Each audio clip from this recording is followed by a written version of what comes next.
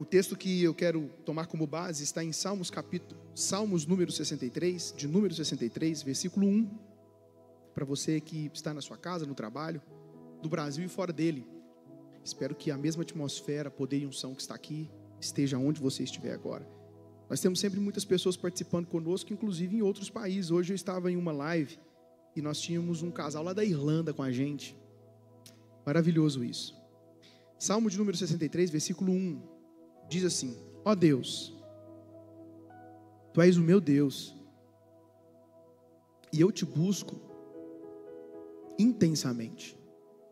A minha alma tem sede de Ti, todo o meu ser anseia por Ti, numa terra seca, exausta e sem água.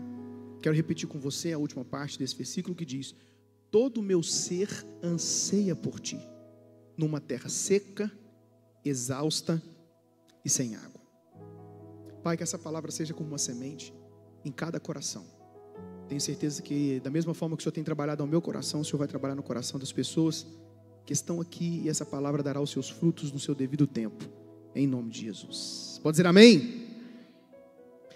Hoje nós tivemos uma pancadinha de chuva, pelo menos aqui na igreja, quando chegamos mais cedo. Não sei se aonde você estava, na sua casa, no trabalho, estava chovendo assim, mas aqui estava chovendo, e nós estamos aproveitando agora as últimas chuvas desse verão, porque entrando o mês de março, no máximo até no meio de abril, as chuvas já cessam. E eu não sei se você se lembra, no ano passado, no período de estiagem, aqui na nossa cidade, tinha muita poeira. Muita poeira. A gente que cuida de casa sabe o tanto que estava difícil, né? Às vezes a gente chegava em casa, você limpava de manhã, à tarde, você chegava, passava a mão no móvel e aquela poeira. E não chovia. O ano passado nós tivemos o maior período de estiagem em Minas Gerais e no Brasil, algo que não acontecia desde os anos 60. E aí a gente fica com dificuldade para respirar, a gente fica mais propensos a pegar doenças respiratórias. E a chuva, se você não sabe, ela é escassa no deserto. Ali não tem acesso fácil à água. E se ela é encontrada, precisa ser extraída de poços ou nascentes. O deserto é uma terra seca e sem água. Assim Jesus nos convida com essas palavras. João capítulo 7, versículo 37. No último e mais importante dia da festa, Jesus levantou-se em alta voz e disse: se alguém tem sede, venha a mim e beba. Quem crê em mim, como diz a Escritura, o seu interior fluirão rios de água viva. E aqueles que estão no Senhor são como aqueles que estão plantados ao redor de ribeiros. Eu estava percebendo em um lugar em que eu estava caminhando, nesse período de seca, que onde eu estava olhando, onde estava observando, tinha uma grama que estava morrendo, seca. Ela já estava amarela. Mas quando eu olhei uma lagoa, a grama, as árvores que estavam em volta dessa lagoa estavam verdes e floridas. Por que aquela que estava distante estava seca? Porque ela estava longe da água. Então, se você está plantado junto a ribeiro, se você está plantado em Jesus, em todas as estações você estará dando seus frutos. Não tem seca que vai pegar você. Existem momentos nas nossas vidas que nós passamos por tempos áridos. Então, quando nós pensamos que não vamos conseguir, ouvimos a voz do Espírito Santo nos dizendo para seguir em frente. Então nós precisamos de água. E de onde tiraremos força para extrair água? De poços. Isaías capítulo 12, versículo 3 diz: com alegria, vocês tirarão água das fontes da salvação. Então, o que nós precisamos fazer nesses dias? Talvez é tempo de nós desentulharmos os poços. Isaac também enfrentou um grande período na sua vida de sequidão. O capítulo 26 de Gênesis, versículo 1 vai dizer: houve fome naquela terra, como tinha acontecido no tempo de Abraão. Por isso Isaac foi para Gerar, onde Abimeleque era o rei dos filisteus. O Senhor apareceu a Isaque e disse: não desça ao Egito. O que o Senhor disse? Meu lado direito, o que o Senhor disse para Isaque? Meu lado esquerdo, o que o Senhor disse a Isaque? Oh, o meu lado esquerdo hoje está animado, está empolgado. Eu vou pregar para vocês hoje. Não desça ao Egito. Procure, é porque essa turma de cá, eu fiquei sabendo que eles se alimentam mal no último verão em vida que a gente teve aqui. A gente descobriu que eles são sedentários, não fazem exercício físico, não fazem nada da vida. Então vocês aqui estão muito bem. Vamos aplaudir vocês.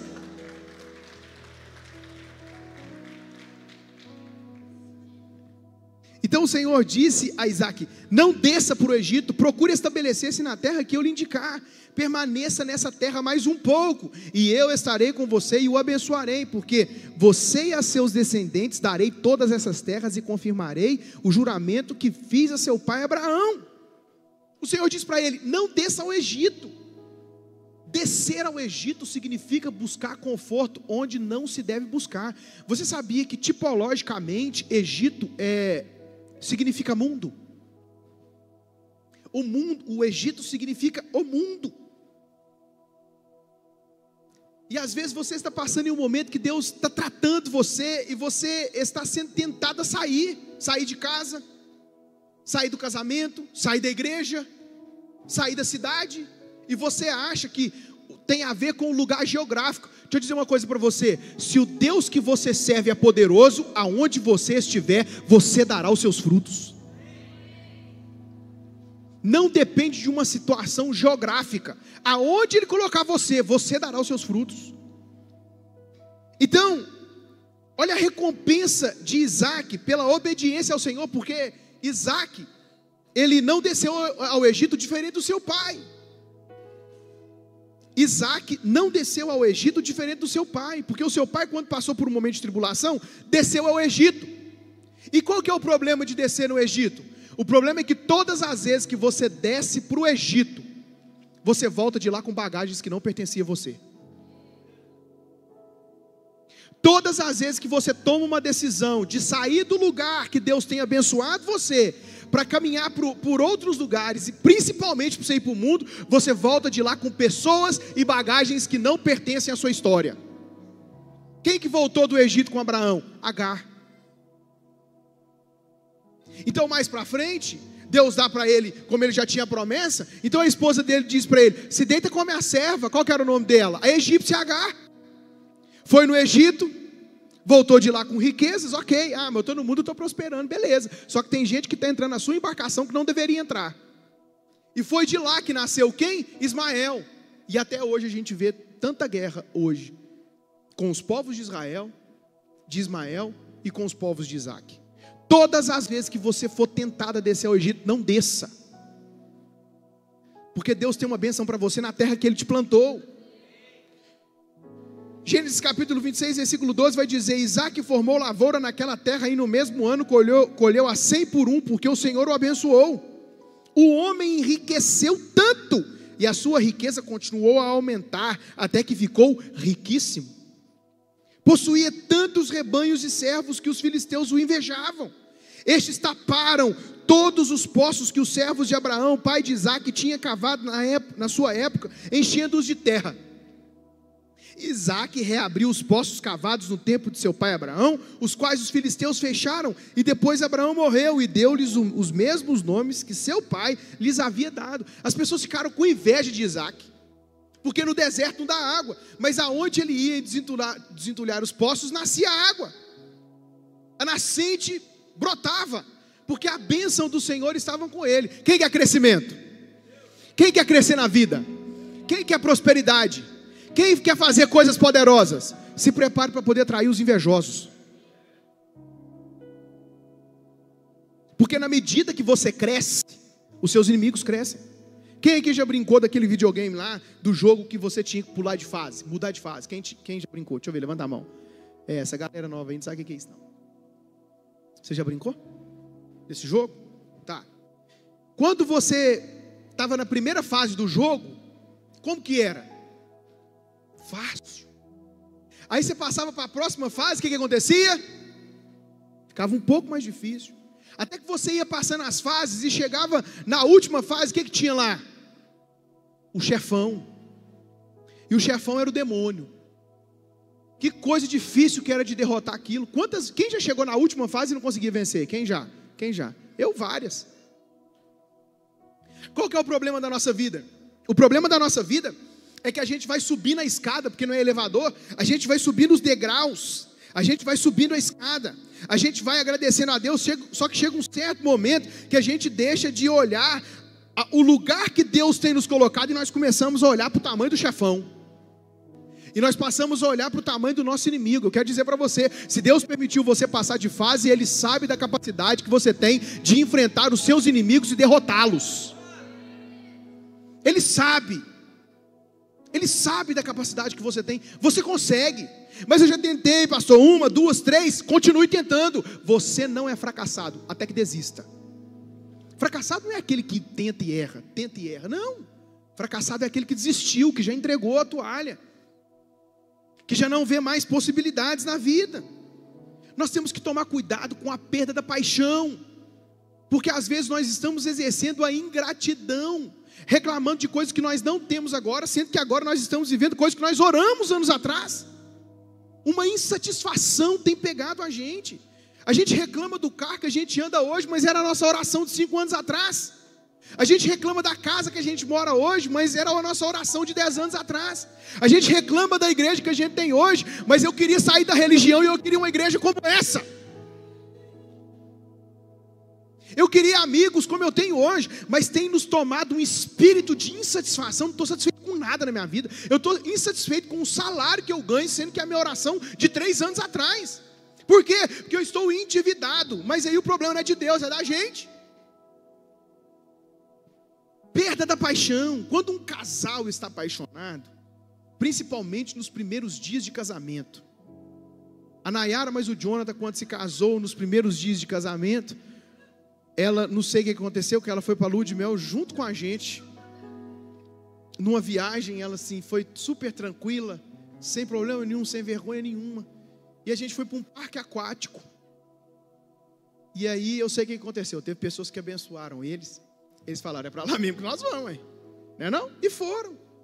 E o que aconteceu? A gente estava lá brincando no parque aquático, na piscina, mas a gente não achava o Jonathan e a Nayara, a gente não encontrava os dois. Júlio, nós ficamos uns 5 dias naquele parque aquático, a gente não encontrava os dois. Acho que esse tempo passou mal dentro do quarto, não sei. Mas o que acontece? Paixão. Você já percebeu que a paixão, ela é diferente do amor. Você pode amar alguém e ficar apaixonado por outro, isso é um perigo. E a paixão não tem idade. Ela pega o de 15, pega o de 60, pega o de 70. Eu conheço um senhor que tinha um ministério brilhante, evangelístico. E com 67 anos de idade, ele quase largou a esposa dele por causa de uma paixão por outra mulher. 67 anos de idade, que já deveria ter tanta maturidade e aprender, que chegou no final da vida uma pessoa tão maravilhosa, cedendo à paixão. Se não fossem as pessoas por perto para poder avisá-lo, o que seria dele? Através de tudo que está acontecendo, conseguimos analisar o quão distante de Deus nós estávamos. Então nós ficamos mais empolgados com os presentes e nos esquecemos de quem nos presenteou. Mas nós precisamos manter o amor que nós temos dentro do nosso coração por Deus, essa chama acesa. O amor pelas pessoas, o amor que você sente por Deus só será aumentado se você cultivá-lo. Por que algumas pessoas têm dificuldade nos seus relacionamentos, no seu casamento? Você pergunta para o casal, qual foi a última vez que você saiu junto? Casal casado. Eles dizem, eu não me lembro. Marina e eu, num aconselhamento de casal, eu perguntei para o casal, vocês têm um dia na semana para vocês? Eles disseram não. Marina e eu temos o dia da família, temos um dia para a gente, e que não é sobre o dia que a gente fala, esse dia aqui a gente não mexe para nada, não, a gente precisa de um dia na semana para a gente, seja segunda, seja terça, seja quarta, seja quinta, a gente precisa de um tempo, pode ser uma tarde, pode ser uma manhã, pode ser uma noite, porque aquilo que você não cultiva, Você pode colocar espantalho, se você não cultiva, os pássaros vão chegar e destruir tudo. Então o responsável por manter a paixão acesa no seu coração por Deus é sua. Não é do pastor, não é do seu líder de GMC, não é do líder de departamento, não é do seu esposo, não é da sua esposa. A responsabilidade é nossa. Hoje nós temos fogão a gás na nossa casa, mas antes o que nós tínhamos? Fogão a lenha. E quão danoso era, porque tinha que ir lá pegar a lenha, tinha que ser a lenha seca, colocava no fogão, e a gente mantinha a chama acesa. Diga para alguém que está do seu lado com a finalidade didática: você é o responsável por manter a chama acesa.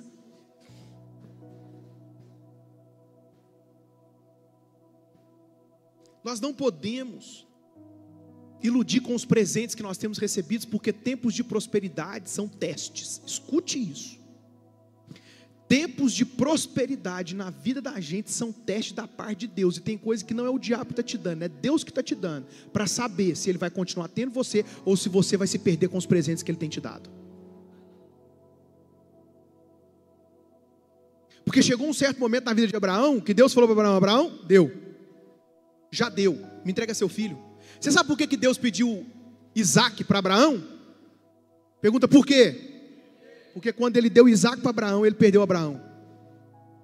Todas as vezes que Deus te pede um Isaac em sacrifício, Ele não está querendo Isaac, não, Ele está querendo você de volta.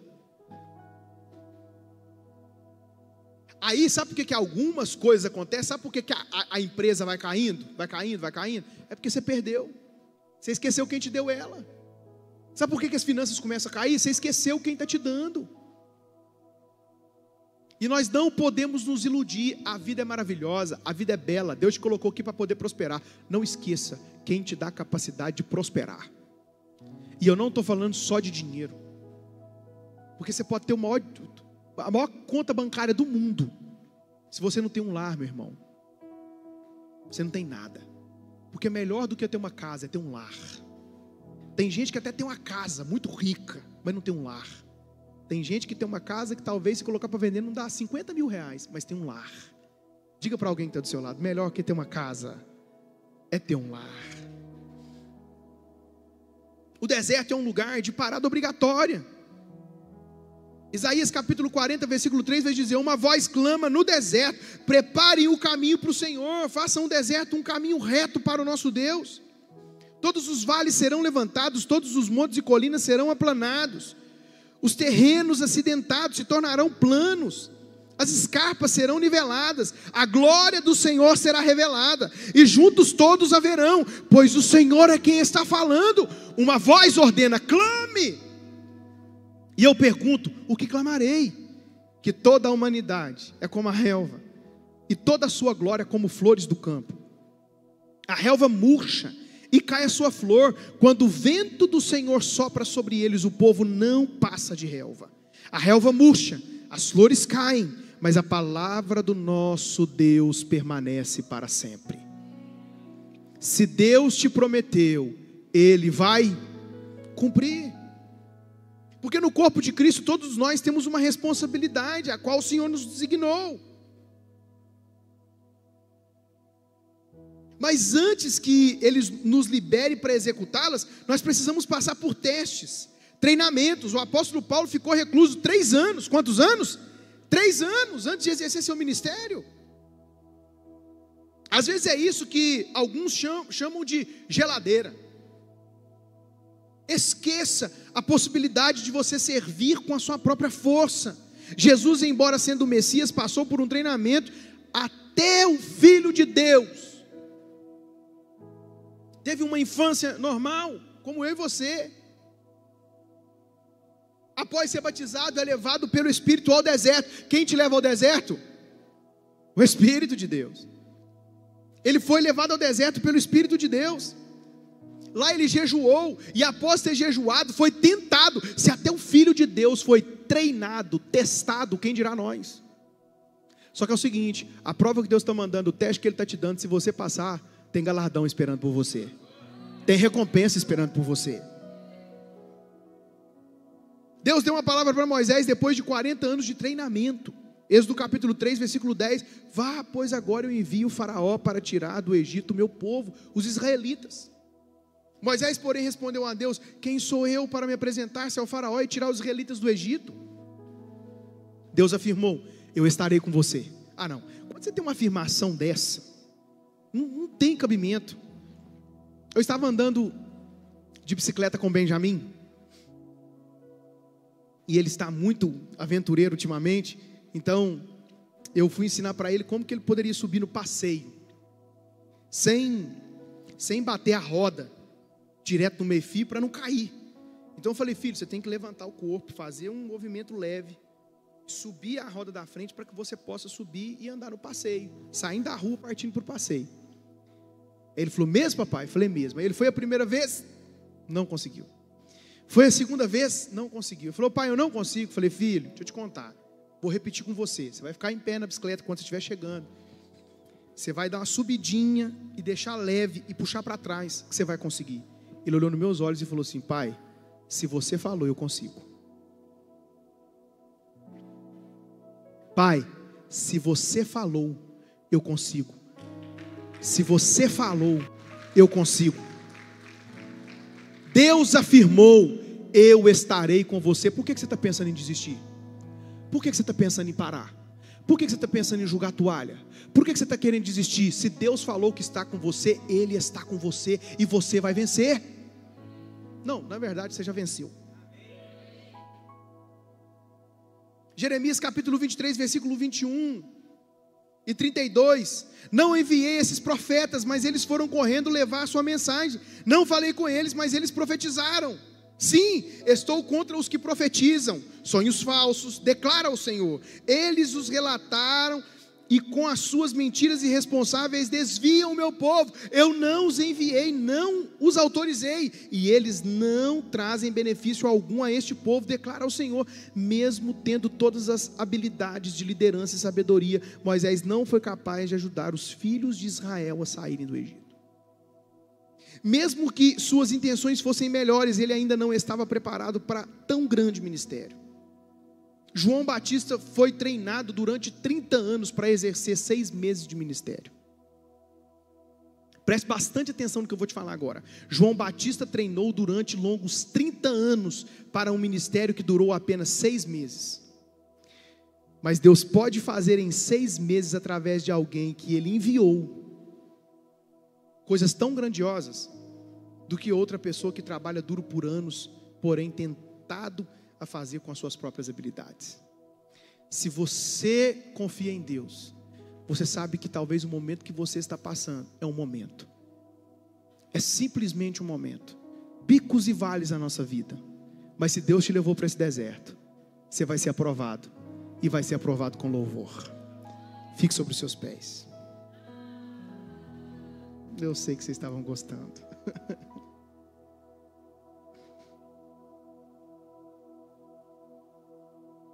Pegue na mão de alguém que está do seu lado, respeitosamente.